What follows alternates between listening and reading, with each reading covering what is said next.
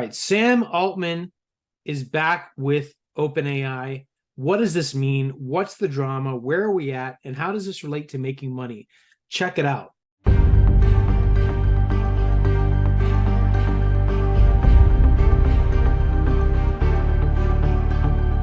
So an article in TechCrunch is saying OpenAI will benefit from unity of purpose with Sam Altman's return. If y'all don't know, it's been a major roller coaster ride. We've seen Sam Altman fired. We've seen him hired by Microsoft. We've seen OpenAI's just have like a mutiny, like all 500 of us or 700 of us are going to leave to Microsoft if the board isn't fired. So then they fired the board and now they brought him back. So it's just an incredible like roller coaster ride, right, James? I've said this is not my line, but one thing that I've said is that if you don't watch the news, you're uninformed. If you watch the news, you're misinformed. Exactly. Okay, so it's kind of a catch-22. So part of me is like, I don't want to watch the news because I want to focus on what's going on. And then the other part of me is like, well, I want to know what's going on. We're both so involved in AI. We're both spending so much time trying to learn the latest and greatest things. But for the last few days, it's like I've been so focused on this, what I'm calling soap opera, this saga, that it's taken away from what I'm trying to do with making money online. So it's like I'm worried: is ChatGPT going to go away? Is this because I love ChatGPT? I'm thinking, well, what's Microsoft doing? Or was this all planned for some reason? Because they get rid of him, they can just bring him back 2 seconds later. It doesn't make sense to me. So for this video, I'm saying I think it's important that we know what's going on in the AI space because it's changing so quickly. But it's also important to focus on what you're trying to do with AI and the applications you're trying to build and all these kind of things. Where are you fitting in the AI space to make it work for you? And I've been doing a lot. I've been doing a lot of all of that. But the point of the video that I want to say here is that, again, I think it's important to recognize what's going on, but there has to be a balance. I can't get stuck all day long now worrying about these news type things with AI, which that wasn't in my space before. I wasn't looking at it like that. I was looking at it more like there's a new tool that comes out, new tool that comes out, new tool that comes out. I was not thinking about these kind of power moves. So it's just been a really, really interesting week. I don't know where you sit on that, Dave, but I just felt that we had a video the other day that was referencing the fact that you got fired. I thought we should kind of tie this up, but at the same time, our focus, a lot of our focus is using AI to our advantage and to your advantage as the viewer, and to make money with that. That is our core focus. So I just wanted to reiterate that that's what we're all about here on this channel. Well, to me, what this shows is the value of Sam Altman as a spokesperson for AI in general. And think of it this way, like if this were a sports thing, right? If we were talking about sports, Sam Altman is kind of like, just for lack of another spokesperson, Sam Altman is kind of like the Michael Jordan right now of AI, right? He's the front-facing spokesperson. He's the one that's leading the biggest company, the fastest company, et cetera, right? And so in an interesting way, this back and forth is like, we want that guy. No, we want that guy.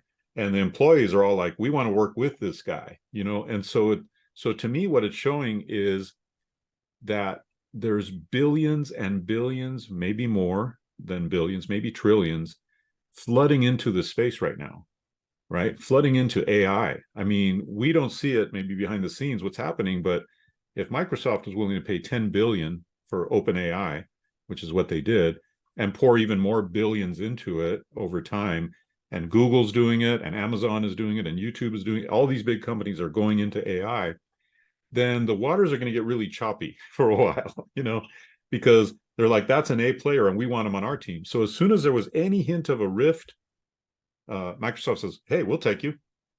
And we'll take the other C-level dude. And then all these other people are like, well, if they're going over there, we're going over there too. So to me, it just shows that this is going to be an ongoing thing, an ongoing battle, not in this particular case, but in general, because all the pieces are being put into place, right?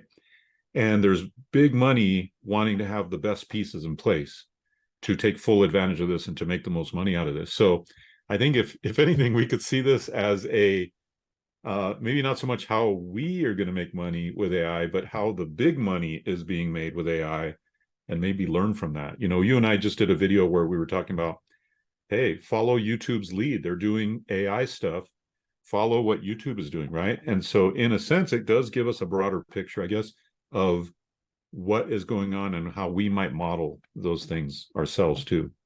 Yeah, and I think it reminds me of like the crypto back in the day when you had like Mount Gox going down and everybody's thinking the world's going to end. Well, then other players come about, and then Coinbase gets in there, and then we talk about ETFs and we talk about all these kind of building blocks. Mm-hmm. And early on, it was like the wild wild west, and you can still say that in some degree. Yep. But at the same time, when it is this feeling of the wild wild west, there is a lot of opportunity there, because it's not as, even though Microsoft and OpenAI, they are very corporate.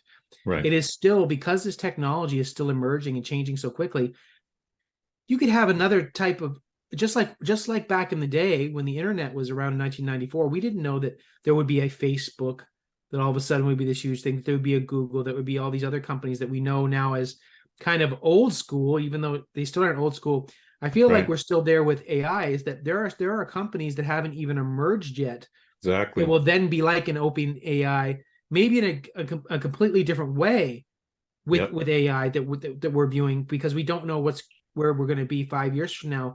So it really is still that wild, wild west feel. For me personally, anyway, I want to spend my time in using AI to help me. I mean, yesterday, ChatGPT for like, I don't know how long, but when I wanted to use it in the evening, it was down. And it honestly felt like, to me, like when I lose my cell phone and I'm like freaking out, where's my cell phone? Right. I had that for the first time ever. I had that feeling with ChatGPT, because I'm using it so much. I'm like, I need this because there's something I want to do in there. Yeah, same here. Sure, I can do stuff myself, but it's like I've attached myself to that. So it was really interesting to me that I had that feeling that, whoa, when this is not here, this is, I'm getting a visceral reaction to this. So for me personally, AI is becoming much more ingrained in my personal life, and I love it, and I'm excited by it. But it's now to me, it's not a game. It's not a cool thing. It's not a flashy object. It's a real important part of my life, and I think for more and more people, it's going to become more and more a part of your life. So there's passion there. There's passion behind it.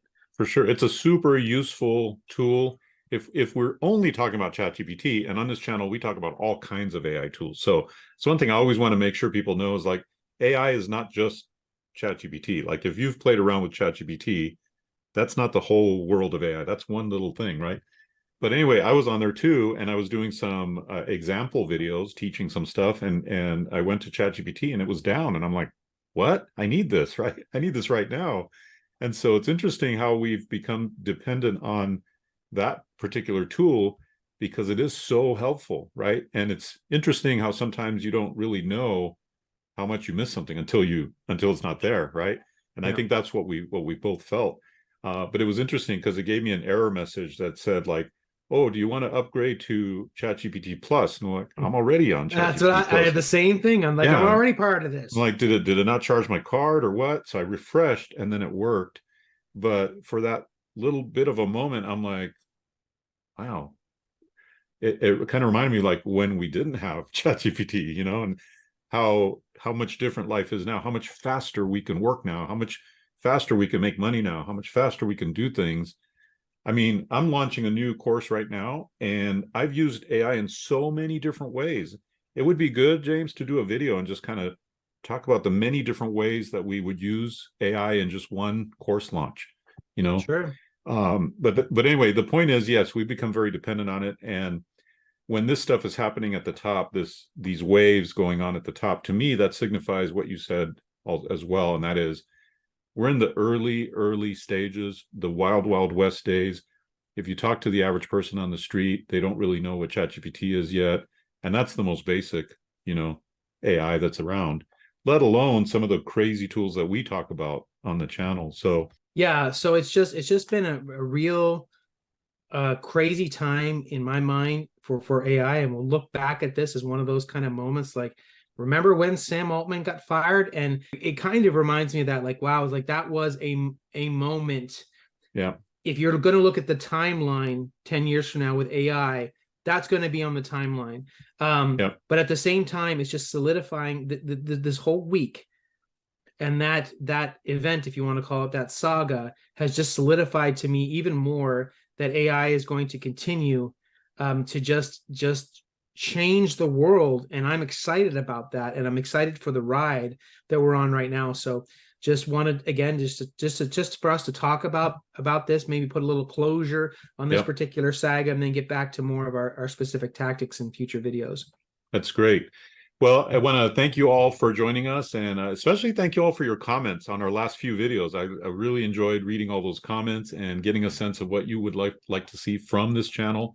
And if you want to be up to date on everything that we do here, be sure to join our free AI newsletter, because that's where you're going to get every video and more in-depth stuff as we go along. So be sure to do that. It'll be in the link in the description below. We'll see you next time on Making Money with AI.